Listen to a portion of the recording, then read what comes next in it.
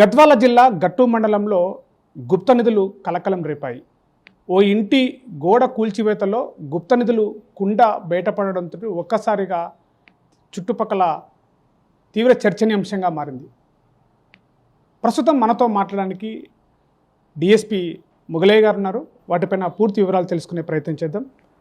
Sir, గట్టు మండలంలో అసలు ఒక పాత గోడ కూల్చివేతలో ఒక కుండ, పురాతనమైన నాణ్యాలు దొరకడం, బంగారు ముక్క దొరకడం ఇటీవల చర్చనీయాంశంగా మారింది.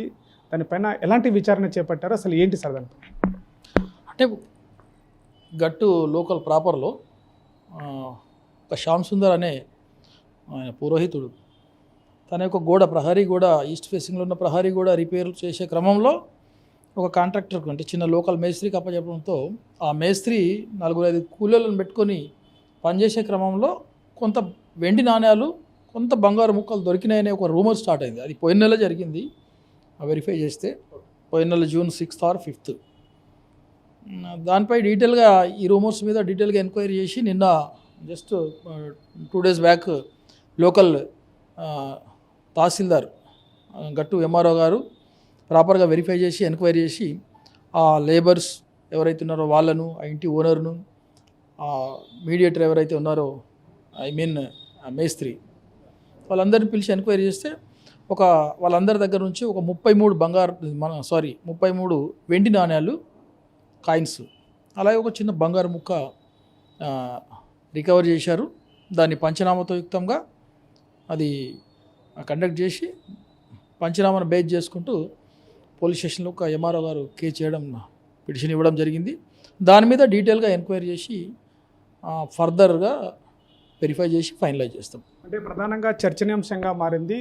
దాంట్లో ఇంకా దొరికిన దానికన్నా ఇంకా ఎక్కువగా దొరికాయి, కానీ బయటపడట్లేదు అంటే ఒక చర్చ కూడా జరుగుతుంది సార్. దీనిపైన ఏమన్నా పూర్తి విచారణ ఏమన్నా జరుగుతుందా?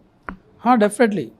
అంటే వాళ్ళు ఎక్కడో అమ్మినట్టు, అంటే అమ్మితే దానికి బదులు ఒక ₹1,00,000 కూడా నిన్న సీజ్ చేసిరు మొన్న ఎంఆర్ఓ గారే. ఇన్డెప్త్ ఎంక్వైరీ చేస్తాము, ఇన్డెప్త్ ఇన్వెస్టిగేషన్ చేస్తాము. ఎక్కడెక్కడ అమ్మారు, అసలు ఎవరైనా కొన్న వాళ్ళు ఇంకా వేరే వాళ్ళు ఉన్నారా, ప్రాపర్గా వెరిఫై చేస్తాం.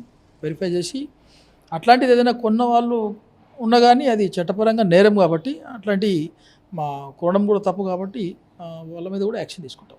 అంటే ఈ గుర్తింపులో అక్కడ పనిచేసినటువంటి తీసుకెళ్ళిన తర్వాత కుండని పంపకాల్లో వారిద్దరి మధ్యలో భేదాభిప్రాయాల వల్ల బయటికి పొక్కడం విషయం జరగడం అనేది చర్చ జరుగుతుంది. అంటే దీని విషయంలో వాళ్ళు నిజంగానే పంపకాల విషయంలోనే ఇదంతా బయటకు వచ్చిందంట సార్?